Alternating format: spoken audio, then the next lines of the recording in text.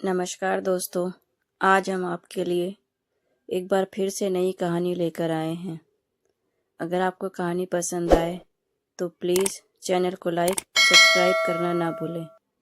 तो चलिए बिना देर के कहानी को शुरू करते हैं।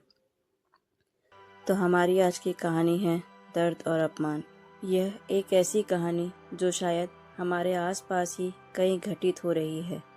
यह कहानी है माता पिता के अथाह प्यार, उनकी कुर्बानियों और फिर उसी प्यार के कारण उन्हीं के द्वारा पाले पोसे हाथों से मिलने वाले घोर अपमान की।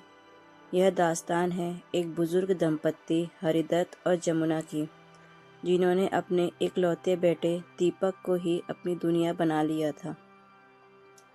लेकिन जब दीपक बड़ा हुआ और उसने अपनी पत्नी सीमा को घर लाया तो धीरे धीरे माता पिता का वह घर उनके लिए एक कारागार बनता चला गया।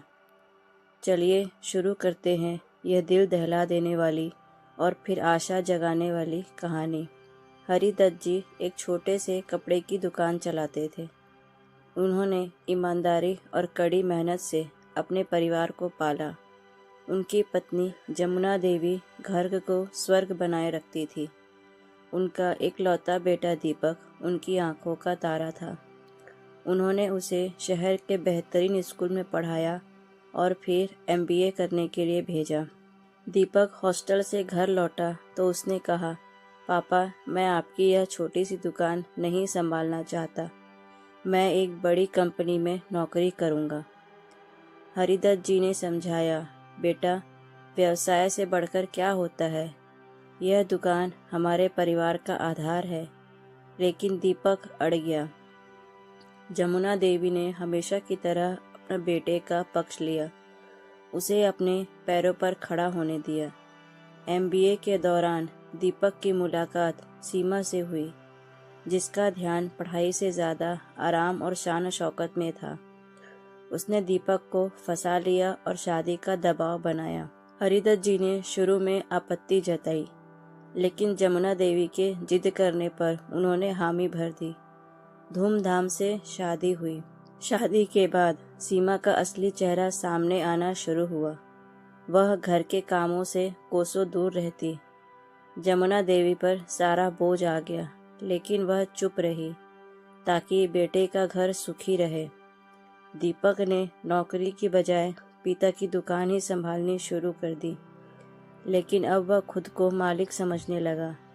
हरिदत्त जी को धीरे धीरे दुकान से दूर कर दिया गया। एक तपती दोपहर को सीमा ने हरिदत्त जी पर चिल्लाना शुरू किया, आपको दीपक का टिफ़िन दुकान पर पहुंचाने में भी आलस आता है। वह दिन भर मेहनत करता है और आप आराम करते रहते हो। हरिदत्त जी ने कुछ न बोलकर टिफ़िन का डिब्बा उठाया और साइकिल पर सवार हो गए। चिलचिलाती धूप और लू के थपेड़ों को सहते हुए पसीने से तरबतर वह दुकान पर पहुंचे। दीपक बाहर गया हुआ था। थकान और AC की ठंडी हवा से हरिदत्त जी बेटे की कुर्सी पर बैठकर ही सो गए। अचानक एक चीख से उनकी नींद खुली। दीपक गुस्से से तमतमाया खड़ा हुआ, बाबूजी, आपकी हिम्मत कैसे हुई मेरी इस चेयर पर बैठने की? यह आपके बैठने की जगह नहीं है। आपने पूरी जिंदगी में इस चेयर को पाने लायक कमाया ही क्या है?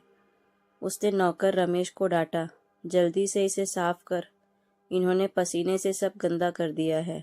दुकान में मौजूद कुछ पुराने ग्राहक यह दृश्य देख रहे थे। हरिदत्त जी की आंखें झलक गईं। रमेश की आंखें भी भर आई, क्योंकि वह जानता था कि यह दुकान और यह कुर्सी किसकी मेहनत से बनी थी। बेटे के मुंह से निकले हर शब्द नाखून की तरह चुभ रहा था। हरिदत्त जी बिना कुछ बोले टूटे हुए मन से घर लौट आए। इस घटना का हरिदत्त जी के दिल पर गहरा असर हुआ। कुछ दिन बाद सीमा से एक और झगड़े के बाद उन्हें तेज सीने में दर्द हुआ और वह जमुना देवी के गोद में ही दम तोड़ गए। उनकी आखिरी नसीहत थी, जमुना, कभी भी अपना सब कुछ किसी के नाम मत करना। अब सीमा पर कोई अंकुश नहीं रहा। कुछ ही हफ्तों बाद उसने जमुना देवी से कहा, इस बड़े कमरे की अब ज़रूरत नहीं है। आप सर्वेंट क्वार्टर में शिफ्ट हो जाइए। जमुना देवी ने गिड़गिड़ाते हुए कहा, बहू, इस कमरे में मेरे पति की सारी यादें हैं, मुझे यहाँ से मत निकालो। सीमा ने कठोर स्वर में कहा, यादें? वह चले गए, अब आप भी यहाँ से चले जाओ। अगर उनसे इतना प्यार था तो उनके साथ ही क्यों नहीं चली गई? यह कहकर उसने बूढ़ी सास को धक्का दे दिया और उनका सामान छोटे से नौकर के कमरे में फेंकवा दिया। जमुना देवी अब अपने ही घर में एक बेगानी बन गई। सारा दिन खाना बनाना, सफाई करना, कपड़े धोना, फिर भी सीमा की डांट और ताने सुनते रहना। खाने को मिलता था तो बस रूखा सूखा। उनका एकमात्र सहारा पास का एक छोटा सा मंदिर बन गया। सारे काम के बाद वह वहीं बैठ जाती, भगवान को निहारती रहती।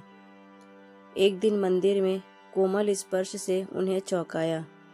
एक दयालु चेहरे वाली युवती रूपा उनके सामने बैठी थी। आंटी, मैं आपको रोज़ यहाँ देखती हूँ, आप इतने उदास क्यों रहती हैं? क्या आप किसी बात से परेशान हैं? पहले तो जमुना देवी ने मुंह फेर लिया, लेकिन रूपा के सच्चे प्यार भरे स्वर ने उनका दिल पिघला दिया। धीरे धीरे उन्होंने अपनी पूरी कहानी कह सुनाई, प्यार, त्याग, अपमान और बेदखली की कहानी। रूपा ने ध्यान से सुना और फिर कहा, आंटी, मैं एक सीनियर केयर होम चलाती हूँ। यह वृद्धा आश्रम नहीं, बल्कि एक ऐसा परिवार है जहाँ सम्मान और प्यार से रहते हैं। आप मेरे साथ चलिए, आपकी बची हुई जिंदगी शांति और आदर से बीतेगी। जमुना देवी को संदेह हुआ, क्या कोई पराया इतना अच्छा हो सकता है? लेकिन रूपा ने उन्हें अपने केंद्र में ले जाकर दिखाया। वहाँ उन्होंने कई ऐसे बुजुर्ग देखे जो प्यार और हंसी से भरे हुए थे। उनकी आंखों में चमक वापस लौट आई। उन्होंने हाँ कह दिया। अपने पति की तस्वीर और थोड़ा सा सामान लेकर वह उस नए घर में चली गई। शुरुआत मुश्किल थी, लेकिन धीरे धीरे उन्होंने नए दोस्त बनाए। उन्हें एहसास हुआ कि परिवार सिर्फ खून का नहीं, बल्कि दिल का रिश्ता होता है। उन्होंने अपना आत्मसम्मान वापस पाया। कभी कभी मंदिर में बैठकर वह नई पीढ़ी के माता पिता को यही सलाह देती है, प्यार करो, लेकिन अपनी पहचान और आत्मसम्मान कभी मत खोना। और याद रखना, दुनिया में अच्छे लोग भी बहुत हैं। उनकी कहानी अब दर्द की नहीं, बल्कि साहस और नई शुरुआत की कहानी बन चुकी थी।